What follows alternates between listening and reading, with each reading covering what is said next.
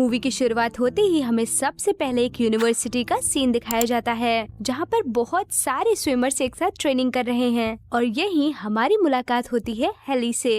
Heli जो कि एक बहुत अच्छी स्विमर है और तो और उसने कई सारे मेडल्स अपने नाम कर रखे हैं। हेली इस वक्त अपने काम में काफी ज्यादा बिजी है और जैसे उसका काम फिनिश होता है वो जल्दी से अपने रूम में जाती है और अपना फोन चेक करती है जहाँ पर उसकी छोटी सिस्टर बेथ के बहुत सारे कॉल्स आए हुए थे। वो हड़बड़ाते हुए जल्दी से अपने सिस्टर को कॉल बैक करती है। कॉल उठाते ही बेथ गुस्से में कहती है, अरे दी आप कॉल क्यों नहीं उठा रही थी? मैंने आपको कितने कॉल्स किए। बाहर का वेदर कंडीशन बिल्कुल भी ठीक नहीं है, अभी कुछ ही देर में बहुत बड़ा तूफान आने वाला है। मैं डैड को इस बारे में इन्फॉर्म करना चाहती हूँ लेकिन वो काफी देर से मेरा कॉल रिसीव नहीं कर रहे हैं। आखिर इस वक्त वो है कहाँ, इस बात की भी कोई इन्फॉर्मेशन नहीं है। अरे इसमें परेशान होने वाली कौन सी बात है, वो शायद घर पर ही होंगे और हो सकता है सो रहे हूँ इसीलिए कॉल नहीं उठ रहा। हेली की ये बात सुनकर बेथ घबराते हुए कहती है, नहीं मुझे बिल्कुल भी कुछ ठीक नहीं लग रहा, शायद तुम्हें वहाँ जाकर देखना चाहिए। जब तक कि हेली बाहर आती काफी तेज बारिश शुरू हो चुकी थी। मौसम लगातार बिगड़ता जा रहा था। अभी हेली कुछ ही दूर चली थी कि सामने पुलिस की चेकिंग चल रही थी। तभी वेन नाम का पुलिस वाला उसे आकर रोकता है। अरे इतनी बारिश में तुम यहाँ क्या कर रही हो? तुम्हें घर वापस जाना चाहिए। मैं तो अपने घर ही जा रही हूँ, हेली कहती है। नहीं, इस वक्त हम पूरे शहर को खाली कर रहे हैं क्योंकि किसी भी वक्त बाढ़ आ सकती है। तूफान बहुत तेज है, तुम्हें भी यहाँ से वापस कहीं चले जाना चाहिए। इस वक्त तुम्हारा आगे जाना बिल्कुल ठीक नहीं है। वेन उसे आगे न जाने के लिए सजेस्ट करता है लेकिन हेली उसे चकमा देकर बड़ी ही शातिरता से आगे चली जाती है। रास्ते में जाते हुए वो लगातार अपने पापा को कॉल कर रही है लेकिन उधर से कोई आंसर नहीं आ रहा। अब तो हेली का मन भी घबराने लगा था कि आखिर इतनी तेज तूफान में कोई इतनी देर तक कैसे सो सकता है। हेली स्पीड बढ़ाती है और जल्दी से घर पहुंच जाती है। वहां पहुंचते ही वो हर जगह अपने पापा को ढूंढती है लेकिन वो तो कहीं भी नहीं थे। वो जल्दी से अपनी छोटी सिस्टर बेथ को कॉल करती है। तभी बेथ उसे बताती है कि हो न हो शायद वो पुराने वाले घर पे होंगे, एक बार तुम्हें वहाँ जाना चाहिए। हेली के साथ उसका क्यूट पेट भी था। हेली जल्दी से यू टर्न लेती है और सीधा अपने पुराने घर पर आ जाती है। उसका ये पुराना घर शहर के बिल्कुल किनारे था और यहाँ पर पानी पहुँचने के सबसे ज्यादा चांसेस थे।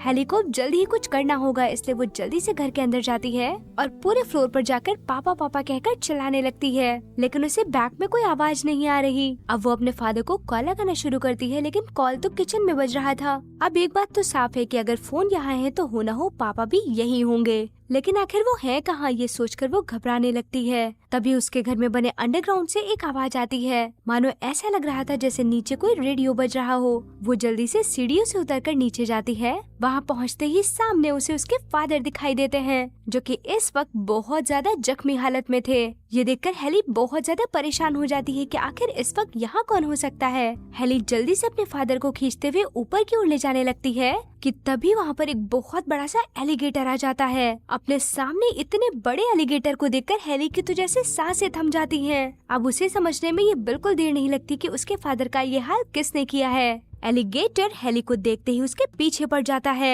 हेली अपने फादर को खींचते हुए भागती है और वहीं पाइप के बने बीचों बीच स्पेस में छुप जाती है जहां से एलिगेटर अंदर नहीं आ सकते थे। हेली समझ जाती है कि इस वक्त ये जगह उसके लिए सबसे ज्यादा सुरक्षित है। दरअसल वो पाइप्स काफी डेंस थे तो इजीली एलिगेटर उन्हें क्रॉस नहीं कर सकते थे। अब हेली बड़ी मुश्किलों से अपने फादर को होश में लाती है। डे यानी कि हेली के फादर जैसे ही होश में आते हैं वो अपने सामने अपनी बेटी को देखकर चैन की सांस लेते हैं क्योंकि शायद आज वो मौत के मुंह में थे। उन्हें तो ये भी नहीं पता था कि वापस वो अपनी बेटियों को देख भी पाएंगे कि नहीं। हेली अपने फादर को काम डाउन करती है। उसके फादर घबराते हुए उसे बताते हैं कि यहाँ पर एक नहीं बहुत सारे एलिगेटर्स हैं, पता नहीं हम यहाँ से निकल पाएंगे या नहीं। तभी हेली को कुछ दूरी पर पड़ा हुआ अपना फोन दिखाई देता है। दरअसल एलिगेटर्स की झड़प के चलते उसका फोन वहीं पर गिर गया था। हेली को कैसे भी करके अपना फोन चाहिए था ताकि वो किसी को मदद के लिए बुला सके। वो बाहर निकलकर चुपके चुपके से फोन लेने के लिए जाती है लेकिन इससे पहले कि वो अपना फोन उठाकर वापस लेकर आ पाती, दो एलिगेटर्स आकर उस पर अटैक कर देते हैं। एक तो उसका पैर ही मुंह में रख लेता है।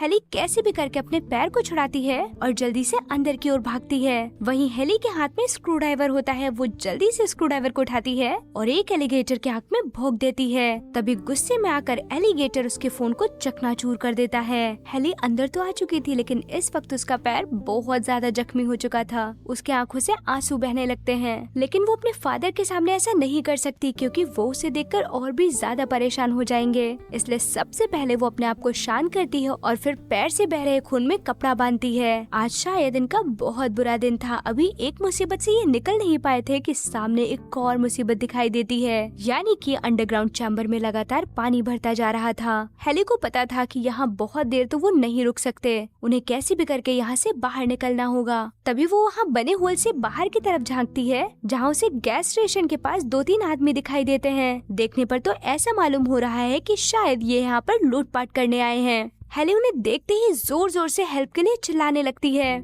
लेकिन शायद उसकी आवाज वहाँ तक नहीं पहुँच पा रही थी, इसलिए वो टॉर्च की मदद से उन पर फ्लैशलाइट मारती है। तभी उनमें से एक आदमी हेली को देख लेता है और वो जल्दी से उसकी मदद के लिए आगे बढ़ता है, लेकिन इससे पहले कि वो वहाँ तक पहुँच पाता 2 एलिगेटर्स आकर इन तीनों को मार देते हैं। हेली अपनी आंखों से ये भयानक मंजर देख रही थी, लेकिन शायद इस वक्त वो कुछ नहीं कर सकती। वहीं दूसरी तरफ डे पानी के लेवल को मेजरमेंट कर रहा है, जिससे उसे पता लग चुका है कि अगर ऐसा ही पानी का फ्लो रहा तो कुछ ही देर में ये पूरा का पूरा भर जाएगा। वहीं हेली अंडरग्राउंड में बने सीक्रेट दरवाजे को खोलने की कोशिश कर रही है। दरअसल वो दरवाजा लिविंग रूम में खुलता है, लेकिन शायद वहाँ पर कोई भारी भरकम सामान रखा हुआ है, इसलिए वो दरवाजे को अकेले नहीं खोल पा रही। वहीं बाहर हम देखते हैं कि पुलिस वाले आए हुए हैं। दरअसल उन्होंने हेली को इस तरफ आते हुए देख लिया था, वो उसकी मदद के लिए आए हैं। वेन बाहर खड़ी हेली की गाड़ी को देखते ही घर के अंदर आ जाता है और इसका नाम लेकर चारों तरफ चिल्लाने लगता है। तभी उसे अंडरग्राउंड स्पेस दिखता है और वो जैसे ही उसके अंदर एंटर करता है, हेली उसे देखते ही रुकने के लिए आगाह करती है। इवन उसके फादर भी जोर जोर से चिल्लाकर उसे वहाँ से जाने के लिए कह रहे हैं। जब तक कि वेन कुछ समझ पाता, अचानक से एक एलिगेटर आता है जो उसे बीचों बीच से पकड़कर उसके टुकड़े कर देता है। वहीं बाहर मौजूद दूसरा पुलिस ऑफिसर भी एलिगेटर के हमले से मारा जाता है। हेली इस वक्त पूरी तरह से टूट चुकी थी। हेली एक बार फिर से अपने सामने मौत होते हुए देखकर घबरा जाती है और अपने फादर के पास जाकर चुपचाप बैठ जाती है। आखिर वो करे तो क्या करे, उसके सामने तो सारे रास्ते बंद होते नजर आ रहे हैं। अपनी बेटी को इस तरह से हताश होते हुए देखकर डेव बहुत ज्यादा घबराने लगता है, क्योंकि जीने की इच्छा कभी भी मरनी नहीं चाहिए। इसलिए वो हेली को मोटिवेट करता है कि तुम तो बहुत अच्छी स्विमर हो और ये तैराकी की तुम्हारे सामने असली जंग है। मान लो आज तुम्हारा एग्जाम है और ये एग्जाम है जिंदगी की जंग जीतने का। तुम ऐसे हार नहीं सकती, तुम तो मेरी बहादुर बेटी हो। उसके फादर की बातों का असर साफ साफ हेली के चेहरे पर नजर आ रहा था। तभी उसके फादर उसे एक प्लान बताते हैं कि वो यहाँ रुककर एलिगेटर्स को डिस्ट्रैक्ट करेंगे और तब तक उसे वहाँ जाकर उस जगह को ब्लॉक करना है जहाँ से एलिगेटर्स आ रहे हैं। हेली ऐसा ही करती है। इधर उसके फादर एलिगेटर्स को डिस्ट्रैक्ट करके अपनी तरफ आकर्षित करते हैं। वहीं हेली पानी के अंदर सांस रोककर स्विम करती रहती है और सीधा चैम्बर तक पहुंच जाती है। वहां पहुंचकर वो क्या देखती है कि एलिगेटर्स ने एक पूरे के पूरे चैम्बर को अपना घर बना लिया है और उनके तो वहां पर बहुत सारे एग्स भी हैं। तभी हेली को वही वेन की तैरती हुई लाश दिखाई देती है। उसकी पॉकेट में गन थी, वो जल्दी से गन को निकाल लेती है और जैसे ही वो आगे टर्न होती है कि तभी पीछे से एक एलिगेटर आता है और उसके उसी हाथ को अपने मुंह के अंदर रख लेता है जिसमें उसने गन पकड़ी हुई थी। हेली अपना बचाव करते हुए अंदर ही सारी गोलियां चला देती है, जिसके कारण वो एलिगेटर मारा जाता है। वहीं उसके फादर की तरफ जो भी एलिगेटर्स आ रहे थे वो उन पर सरिया से वार कर उसे मार देते। उधर हेली का एक हाथ बहुत ज्यादा जख्मी हो चुका था, लेकिन ये वक्त हाथ को लेकर बैठने का बिल्कुल नहीं था, इसलिए वो अपनी सांसें रोककर आगे की ओर तैरती रहती है। तभी उसे आगे बढ़ते हुए बाहर निकलने का रास्ता मिल जाता है। वहीं उसके पीछे एक एलिगेटर भी पड़ चुका था, लेकिन इससे पहले कि एलिगेटर हेली तक पहुंच पाता वो चैम्बर से बाहर आ चुकी थी।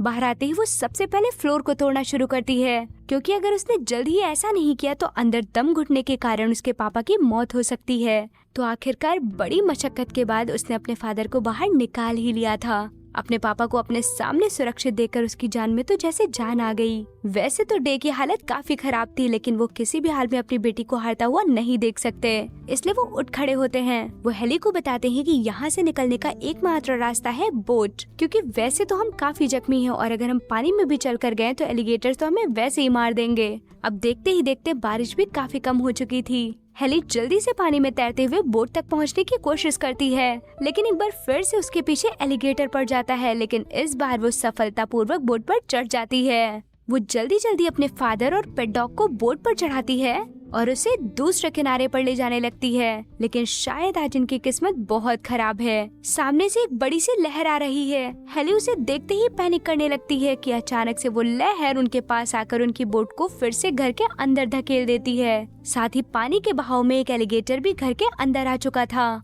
पानी का लेवल भी लगातार बढ़ता जा रहा था। तभी हेली को एक वायरलेस फोन दिखाई देता है जो कि उन पुलिस ऑफिसर्स का था। वो जल्दी से उसे उठाती है और मदद के लिए कांटेक्ट करने लगती है।